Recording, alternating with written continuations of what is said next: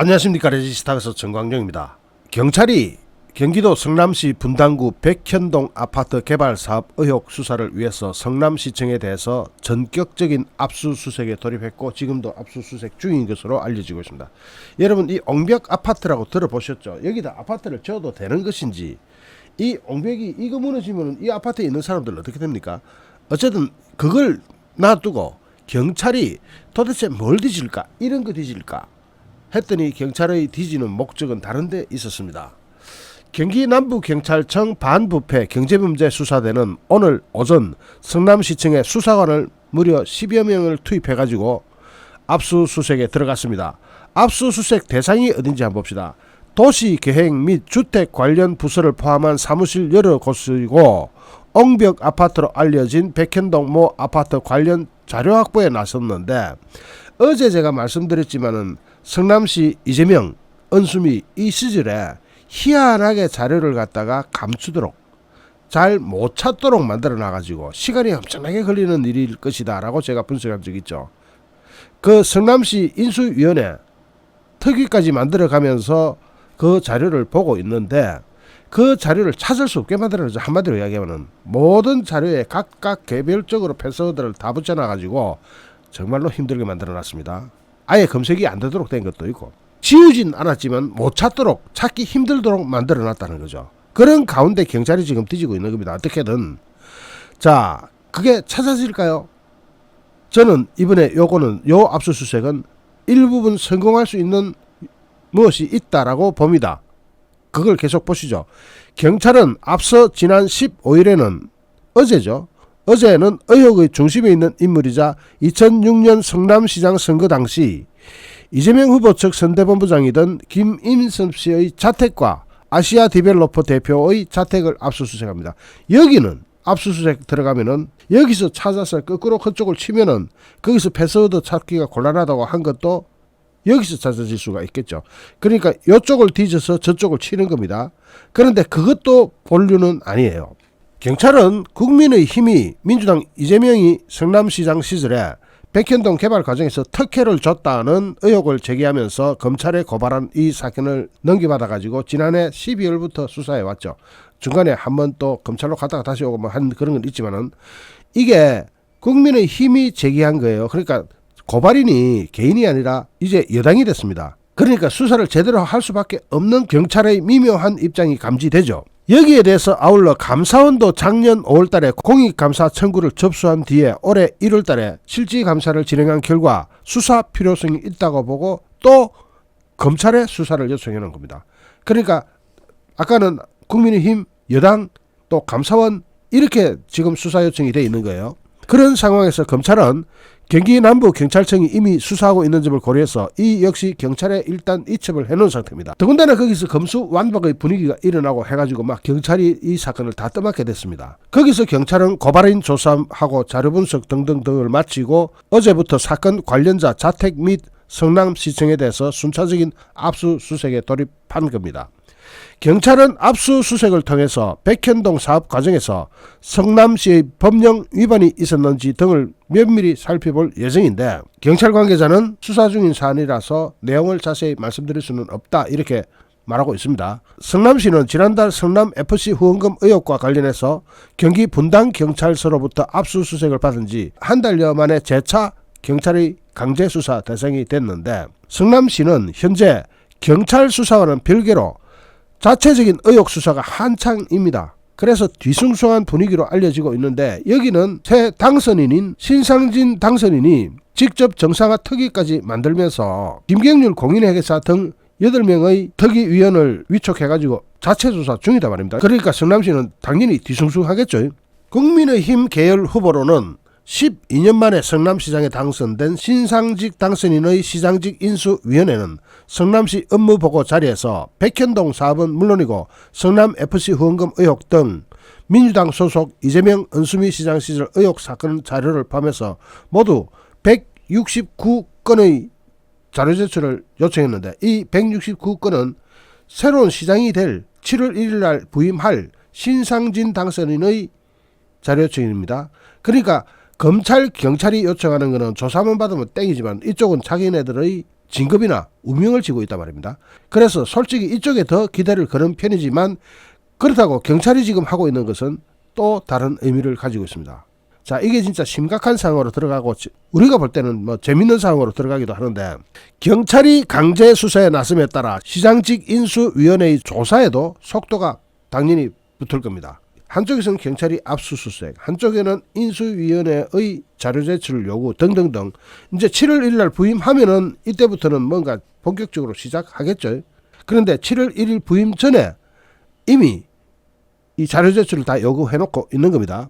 이 백현동 아파트는 15개 동 1233가구 규모로 지난해 6월달에 입주를 시작했는데, 자, 이제부터 뭘 보느냐를 보겠습니다. 어디를 뒤지느냐, 뭘 뒤지느냐. 부지가 11만 1265스퀘어미터인데 원래는 전북 완주군으로 이전했던 한국식품연구원 소유였고, 그러면 공공용지네, 그죠? 1차, 자, 1번 공공용지였다. 이번 2015년 2월 부동산 개발 회사인 아시아 디벨로퍼 등에 매각된 뒤에 자연 녹지 지역에서 준주거 지역으로 용도 변경이 됩니다. 자, 그럼 아시아 디벨로퍼한테 땅을 자연 녹지 그린벨트를 준주거 지역으로 용도 변경하면 최소 10배는 튀기 먹죠. 이 땅값이라는 게 그린벨트에 있을 때하고 준주거 지역 있을 때하고 완전히 다르잖아요. 그러니까 여기서 한번 특혜 의혹. 두 번째, 그리고 또 세 번째, 이게 제일 심각합니다. 당초에 이걸 지을 때 전체 가구가 민간 임대로 계획되어 있었는데 약 1233가구가 민간 임대주택이었는데, 그렇게 계획되었는데 2015년 11월 달, 이게 이재명이 시작하던 시절이죠. 민간 임대가 전체 가구 수의 10%인 123가구로 확 줄어들고 나머지 90%, 즉 1110가구 정도는 분양주택으로 바뀌어버립니다. 이건 완전 특혜죠. 임대주택으로 짓기로 했다가 분양주택으로 지어버리면 이거는 돈 받고 바로 분양하니까 현찰이 들어버리죠. 그걸 누군가 먹어라.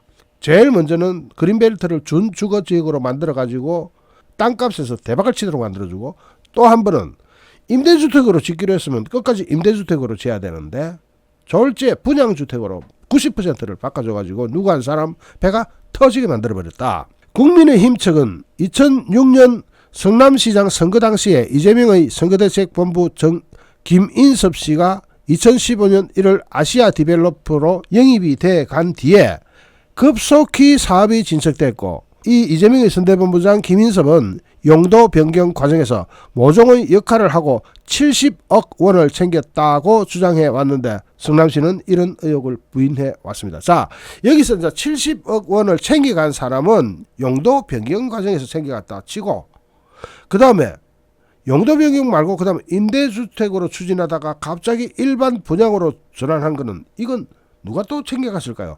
완전히 이재명의 성남시는 그야말로 영화에 나오는 안남시였던 겁니다. 야, 정말 무서운 거죠. 이렇게 하나하나 따지고 들어가 보니까 정말 여기는 그냥 아수라 영화에 나오는 안남시였습니다. 그냥 아수라 영화 그대로예요. 판박이에요. 똑같아요.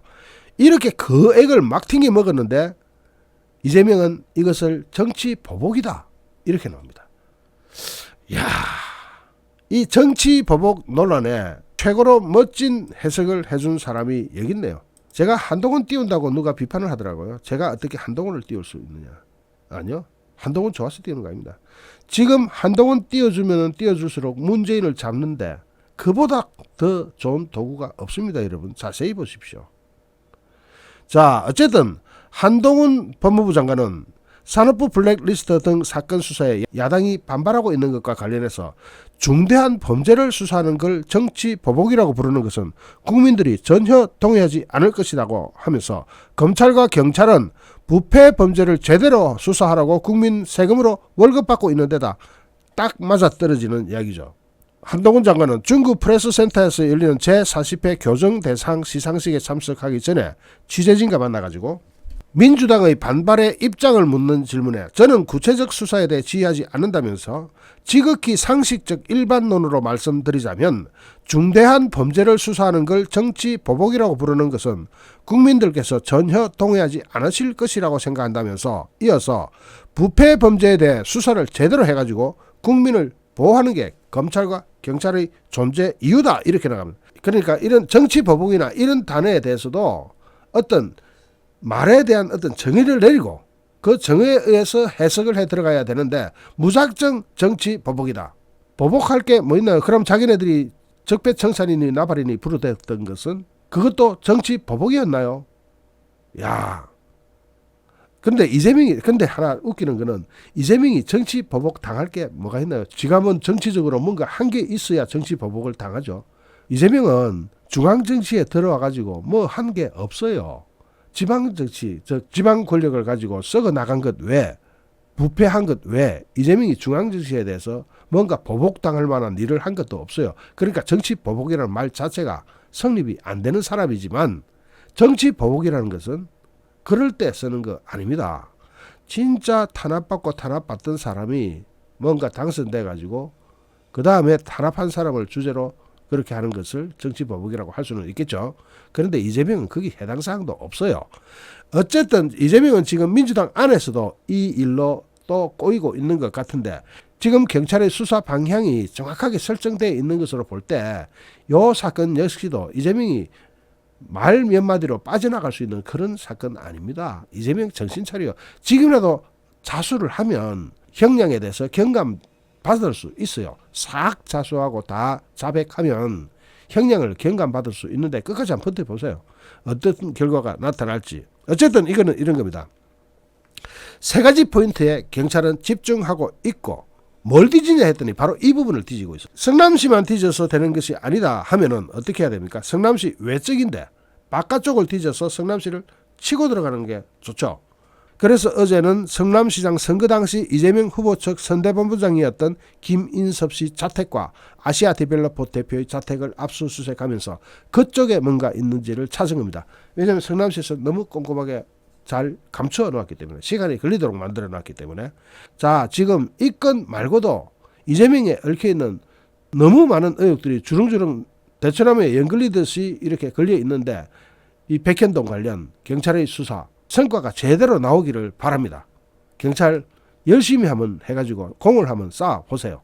잠시 후 또 다른 주제로 여러분을 찾아뵙겠습니다. 시청해 주신 여러분께 진심으로 감사드립니다. 여러분 고맙습니다.